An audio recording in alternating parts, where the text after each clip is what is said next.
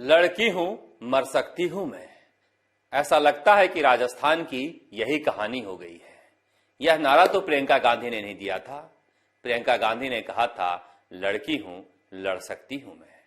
प्रियंका गांधी परिवार के साथ जन्मदिन मनाने राजस्थान के रणथंभौर आई हुई हैं और आज ही के दिन राजस्थान के अखबारों में यह खबर छपी है कि किस तरह से राजस्थान में बेटियों के साथ क्या हो रहा है। भरतपुर में 16 साल की नाबालिग ने जहर खाकर जान दे दी क्योंकि उसके साथ गैंगरेप हुआ था, इंसाफ मिल नहीं रहा था और वीडियो वायरल हो गया था। दूसरी तरफ अलवर में रेप पीड़िता जयपुर के अस्पताल में जिंदगी की जंग लड़ रही है। महिला विकास मंत्री ममता भूपेश हालचाल जानने पहुंची थी और 6 लाख रुपए का मुआवजे का ऐलान भी किया। सरकार समझती क्यों नहीं कि मुआवजा मरहम नहीं होता। दरअसल जिस तरह के हालात बने हुए हैं उसमें गृह मंत्री अशोक गहलोत को जवाब देना चाहिए। क्या तोहफा दिया है प्रियंका गांधी के जन्मदिन का जब वह राजस्थान में जन्मदिन मनाने आई हैं। मगर सवाल करे कौन? बार बार मैं यही कहता हूं, ऐसा लगता है कि जनता नाउम्मीद हो चुकी है। मगर बहुत सारे लोग हैं जिन्होंने उम्मीद का दामन अभी छोड़ा नहीं है। इन्हीं में से बेरोजगार हैं। आज फिर उन्होंने अभियान चला रखा है सोशल मीडिया पर, रीट 2021 में पद बढ़ाकर 50,000 करो।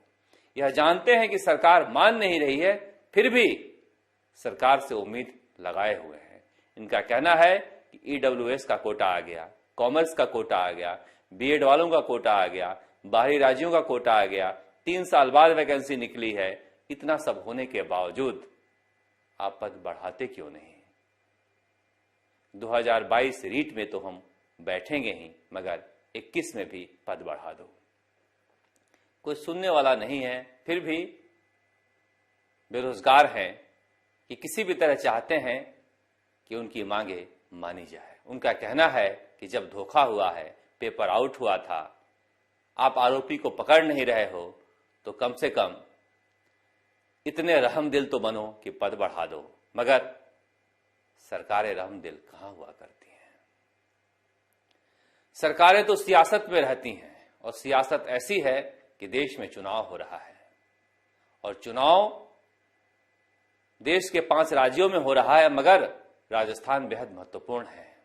कई नेता राजस्थान के रास्ते सपने देख रहे हैं। मसलन हरीश चौधरी को लगता है कि पंजाब के प्रभारी हैं। गुजरात चुनाव जिताकर नहीं मगर करीब लाकर जैसा माहौल बनाया गया, उस माहौल के दम पर अशोक गहलोत की वापसी हुई थी। हम जिताकर वापसी कर लेंगे तो मुख्यमंत्री के दावेदार हो सकते हैं। गजेंद्र सिंह केंद्रीय मंत्री हैं, राजस्थान से ही पंजाब के प्रभारी हैं। उन्हें लगता है कि अगर कीचड़ में कमल खिला लें तो प्रधानमंत्री और अमित शाह की नजरों में नंबर बढ़ जाएगा, क्योंकि बीजेपी के लिए तो वहां दलदल ही है, कुछ है ही नहीं। जितना उतरो उतने ही धंसते जा रहे हैं। ऐसे में राजस्थान और खास करके जोधपुर संभाग के मारवाड़ के 2 बड़े नेताओं की इज्जत पंजाब चुनाव पर लगी हुई है और इन्हें लगता है कि यहीं से जयपुर का रास्ता जाता है। उत्तर प्रदेश में भी राजस्थान के नेताओं की धमक है। प्रियंका गांधी के साथ जुबेर खान और धीरज गुजर वहां लगे हुए हैं। धीरज गुजर मेहनत कर रहे हैं। उन्हें लगता है कि कोई न कोई पद मिल जाएगा, भले ही राजनीतिक नियुक्तियों में, या फिर कद बढ़ जाएगा, मगर उनकी भी नजरें जयपुर पर टिकी हुई हैं। उसी रास्ते, उत्तर प्रदेश के रास्ते वह जयपुर पहुंचना चाहते हैं। भंवर जितेंद्र सिंह, पता नहीं इनमें क्या खास है। अलवर की जनता तो ठुकरा देती है, मगर राहुल गांधी की आंखों के तारा बने हुए हैं। वहां पर भी उत्तर प्रदेश में वह स्क्रीनिंग कमेटी के हेड हैं। इसलिए असम और उड़ीसा में पार्टी की इज्जत गंवाने के बावजूद उत्तर प्रदेश में उन्हें जिम्मेदारी दी गई है। क्या पता तीसरी बार कुछ अच्छा हो जाए। अविनाश पांडे की भी वापसी हुई, जो प्रभारी महासचिव हुआ करते थे उत्तराखंड के स्क्रीनिंग कमेटी के लिए। उत्तराखंड में कुलदीप इंदौरा को प्रभारी लगाया गया है। तो इस तरह से जो राज्य चुनाव के लिए जा रहे हैं वहां पर राजस्थान के नेताओं की बड़ी संख्या है और सबकी नजरें जयपुर पर है। वैसे गुजरात में भी इस साल चुनाव है, आखिरी में है, वहां पर भी रघु शर्मा और भूपेंद्र यादव राजस्थान के प्रभारी हैं। यानी राजस्थान के नेताओं के ऊपर देश के अलग अलग हिस्सों में बड़ी जिम्मेदारी है। मगर राजस्थान में क्या हो रहा है? काफी दिनों बाद सचिन पायलट जयपुर आए हैं।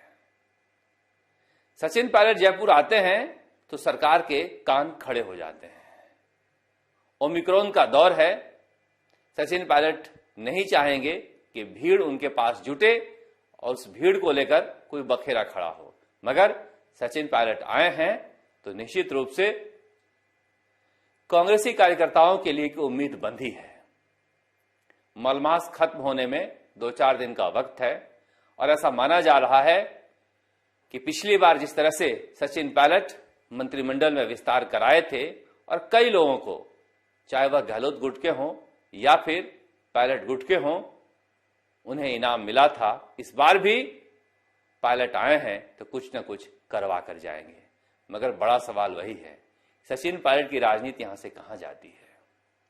सबकी नजरें इसी बात पर टिकी हुई है, राजस्थान में वो किस तरह से सक्रिय होते हैं, क्या भूमिका होती है। अजीब विडंबना है, कांग्रेस में सबसे ज्यादा लोकप्रिय चेहरा इंतजार कर रहा है। किस बात का इंतजार कर रहा है, कहां जाने के लिए इंतजार कर रहा है, यह किसी को समझ में नहीं आ रहा है। समझ में तो कांग्रेस को भी नहीं आ रहा है कि आगे करना कैसे है। उधर बीजेपी में 2 बार कोरोना संक्रमित होने के बाद अस्तित्व की लड़ाई लड़ रहे सतीश पूनिया जांच करा लिए हैं और जनता को बता दिए हैं कि वह कोरोना नेगेटिव है, मगर वर्चुअल ही रहेंगे। वसुंधरा गुट ने भी तय किया है कि उत्तर प्रदेश चुनाव तक इंतजार किया जाए, क्योंकि जिस तरह से बीजेपी छोड़कर नेताओं की भगदड़ लगी है दूसरे दलों में शामिल होने के लिए, वसुंधरा राजे का खेमा काफी उत्साहित है। उन्हें लगता है कि दिल्ली दरबार कमजोर होगा तभी तो जयपुर की महारानी सिर उठाएगी। मगर अभी वक्त है महीने भर का। बीजेपी ऐसा मान रही है कि जैसे तैसे हम सरकार बना लेंगे, मगर जिस तरह के हालात उत्तर प्रदेश में दिखाई दे रहे हैं, लोगों को डर लग रहा है कहीं रास्ता बंगाल की तरह तो नहीं निकलेगा, सपा आगे तो नहीं निकल जाएगी। इसलिए उत्तर प्रदेश के चुनाव पर राजस्थान की नजरें टिकी हुई हैं। उत्तर प्रदेश में प्रियंका गांधी क्या करती हैं, इस पर भी सबकी नजरें टिकी हुई है, क्योंकि प्रियंका गांधी को यहां से मजबूत होना है। यूपी चुनाव बाद वह खाली हो जाएंगी, खाली होने के बाद किस भूमिका में आएंगी, सचिन पायलट के अलावा प्रियंका गांधी का भविष्य भी तय होना है। इसीलिए जो मार्च है वह कांग्रेस और देश की राजनीति के लिए बेहद महत्वपूर्ण है। इसीलिए कहा जा रहा है कि राजस्थान में जो बदलाव होना है या फिर कांग्रेस में केंद्रीय स्तर पर जो बदलाव होना है, उसके लिए सभी को मार्च तक का इंतजार करना चाहिए। मगर अच्छी खबर यह है कि मलमास बाद कांग्रेसी कार्यकर्ताओं को इनाम मिलने जा रहा है। उम्मीद करते हैं कि बेरोजगारों को भी इनाम सरकार दे और महिलाओं बेटियों को भी इंसाफ सरकार दे। राजस्थान तक के लिए जयपुर से शरद कुमार।